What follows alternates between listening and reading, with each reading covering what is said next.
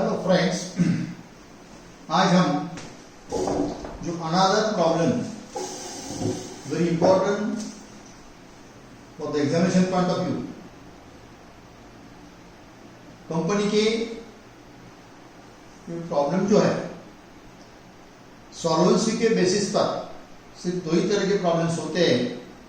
One is company is insolvent. कब होती है? जब हम अनसिक्योर्ड क्रेडिटर्स के पूरे पैसे अगर दे सके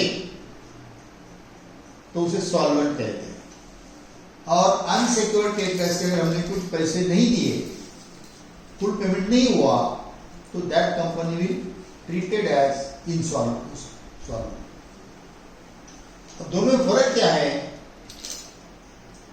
कि अगर कंपनी सॉल्वेंट है तो हमें interest on bank loans, interest on secured creditors and interest on debenture will be paid up to the date of payment.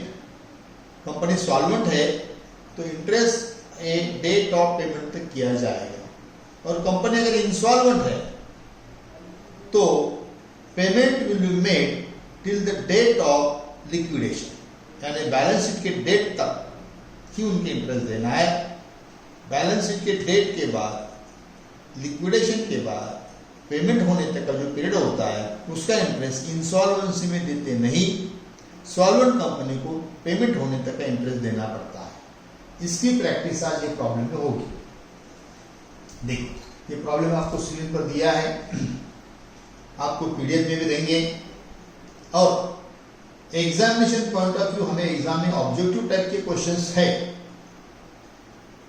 तो how to attain the objective type questions, इसकी प्रैक्टिस यहां करें। हम direct solution के लिए जाएंगे, और उसके पहले हम प्रॉब्लम पढ़ते वक्त कहाँ कुछ ऐड है क्या देखेंगे। सीधे हम एडजस्टमेंट में जाते हैं। एडजस्टमेंट में ये है, एक तो सबसे पहले लेवल साइड में करके शेयर कैपिटल फुल्ली पेड है, 10% debentures having floating charge on all assets 1 lakh, debenture interest outstanding ये जो 10,000 है, ये डिबेंचर इंटरेस्ट आउटस्टैंडिंग 10,000 ये डेट ऑफ लिक्विडेशन यानी कि 31 दिसंबर 1987 तक है। ये आउटस्टैंडिंग इंटरेस्ट जो बताया लायबिलिटी में, that is up to the date of liquidation 10,000। 12% bank loan दिया, जहां रेट ऑफ इंटरेस्ट आपको इंडिकेट किया है 80,000।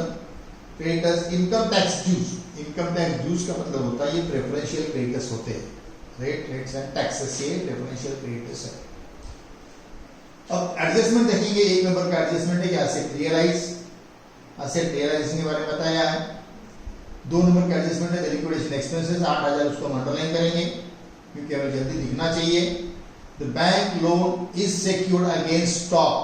देखो स्टॉक, बैंक लोन स्टॉक जो है, स्टॉक देखो कितना रियलाइज हुआ है। स्टॉक देखेंगे, स्टॉक रियलाइज एट 1,15,500, यानी स्टॉक वाज ऑफ 1,10,000, और उसने बताया स्टॉक रियलाइज होता है 5%।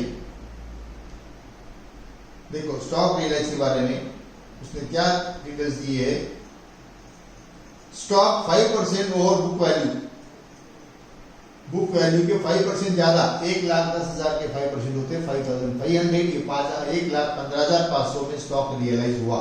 यहाँ इंडिकेशन क्या बताता कि स्टॉक रियलाइज 1,15,500, जबकि बैंक लोन है 80,000,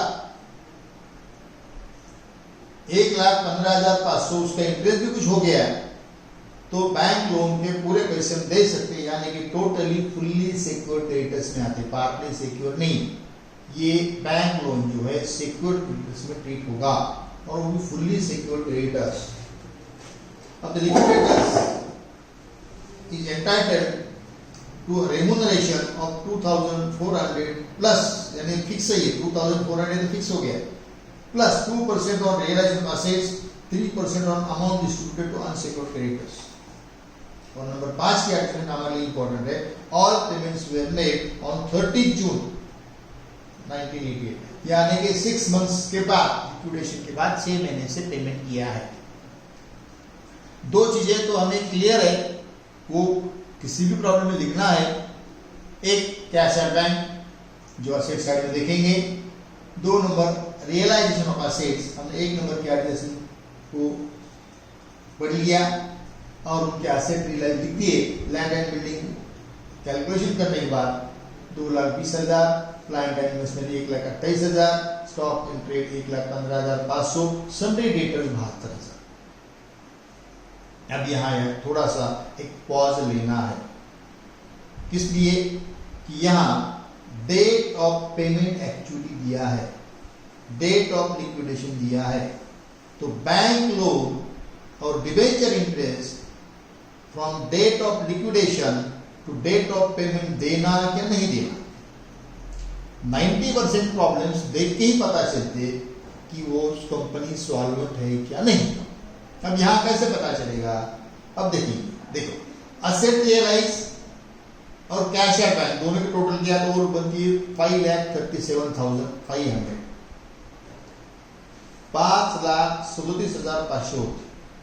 आणि अगर हम लायबिलिटी साइड में देखेंगे तो शेयर कैपिटल छोड़ के जो डिवेंचर और बाकी जो लायबिलिटीज है, अदर लायबिलिटीज, प्रेफरेंशियल, अनसिक्योर्ड, तीनों के टोटल किया तो अराउंड वो बनती है 2,60,000, 3.5 लाख। अगर हमने ये बात कंसिडर किया, इंटरेस्ट भी अगर बढ़ता है और इंटरेस्ट ऐड होने के बाद भी अगर रेम्यूनरेशन, लिक्विडेटेड से रेम्यूनरेशन अगर कैलकुलेट करेंगे, लिक्विडेटेड रेम्यूनरेशन में हम पकड़ेंगे जिसमें 15,000 होता है तो ये टोटल 3 लाख तक जाती है।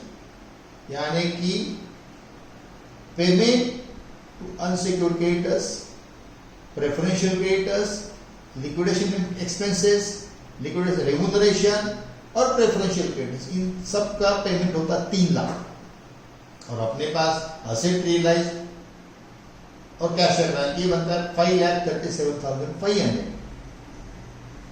तो बिल्कुल 1 सेकंड के अंदर हमें पता चलता है कि हम अनसिक्योर्ड क्रेडिटर्स के पैसे दे सकते हैं तो कंपनी सॉल्वेंट है, तो कंपनी सॉल्वेंट है। इसीलिए पेमेंट साइड में नंबर 1 सिक्योर्ड क्रेडिटर्स, इधर में लिखेंगे बैंक लोन 80,000 प्लस, देखो बैंक लोन है 12%, 80,000 पर 12% से 6 मंथ के 80,000 पर 12% से 6 महीने से 4,800 बनते हैं। 84,800 पेमेंट किया। लिक्विडेटेड रेम्यूनरेशन एक फिक्स था 2,400, 2% ऑन असेट रियलाइज 5,35,500 के 10,710। इतना पेमेंट करने के बाद, इन दोनों पेमेंट करने के बाद बाकी के रेम्यूनरेशन जो है बाद में लिखेंगे जब उनका पेमेंट करेंगे। लिक्विडेशन एक्सपेंसेस प्रॉब्लम में दिए है, वो देख के लिख दिए 8,000। 4 नंबर प्रेफरेंशियल क्रेडिटर्स, उसके नीचे लिखेंगे इनकम टैक्स ड्यूज 2,000। अब ये 2,000 के ऊपर 3% और प्रेफरेंशियल क्रेडिटर्स 2,000 के 3% 60 रुपीज लिक्विडेटेड रेम्यूनरेशन लिख दिए। अब प्रेफरेंशियल क्रेडिटर्स के बाद बारी आती है डिबेंचर होल्डर्स की, तो लिखेंगे डिबेंचर होल्डर्स को, debentures 1 lakh, interest up to liquidation जो बैलेंस शीट लायबिलिटी साइड में दिया है 10,000, कंपनी सॉल्वेंट है तो इधर में 1 लाख पे 10% से 6 मंथ्स के interest up to the date of payment from liquidation 1 lakh पर 10% से 6 महीने के 5,000 बनते हैं। तीनों की टोटल 1,15,000 दे दिए। 1,15,000 देने के बाद अनसिक्योर्ड क्रेडिटर जो लायबिलिटी साइड में दिए 70,000, तो 70,000 लिख दिए। अब 70,000 के बाद उनका रेम्यूनरेशन 3% ऑन अनसिक्योर्ड क्रेडिटर्स 70,000 के 2,100 अब हम लिक्विडेशन रेम्यूनरेशन की टोटल बाहर लिखेंगे 15,270। 15,270 यहां तक आने के बाद थोड़ा पॉज लेना है। वैसे कहीं भी ज्यादा कैलकुलेशन कॉम्प्लिकेटेड नहीं थे। अब फाइनल स्टेप कि अब हम टोटल करेंगे कि अभी तक जो बैंक बैलेंस है उसमें से बैंक बैलेंस यानी cash at bank plus realisation total किया 5,37,500। ये 5,37,500 में से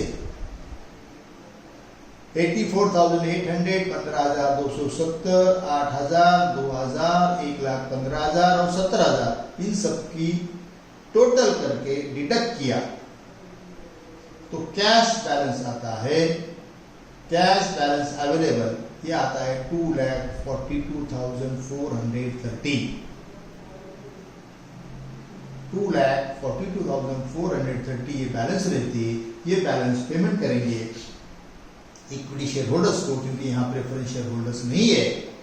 तो equity share holders return on 5,000 shares, 5,000 shares है, 5,000 शेयर्स पे दिए तो 5,000 से अगर डिवाइड करते हैं तो शेयर्स एट ₹48.48 पर शेयर, और ऐसे टोटल करेंगे बोथ साइड टोटल 5,37,500। इस तरह से लिक्विडेटर फाइनल स्टेटमेंट होता है। इस प्रॉब्लम में हमें क्या सिखाया? सिर्फ 3 बात। एक, कंपनी अगर सॉल्वेंट है तो till the date of payment of secure creditors bank loan and interest on debenture holders इनको हमने पेड किया। नंबर 2, हमने solvent how to find out, total किया, रिसीव साइड की पेमेंट अगर बताया अनसिक्योर्ड क्रेडिटर्स के फुल पैसे पूरे दे सकते हैं तो ये सॉल्वेंट है। नंबर 3, इनकम टैक्स ड्यूज इससे प्रेफरेंशियल ट्रीट करते हैं। बस इतनी ही 3 चीजें इंपॉर्टेंट थी इस प्रॉब्लम में। इसका आपको पीडीएफ भी दिया है, रिकॉर्डिंग भी दे रहा हूं, तो इससे ज्यादा क्लियर होगा। अगर कोई डाउट रहा तो that will be more clear from the solution which is provided to you. Thank you.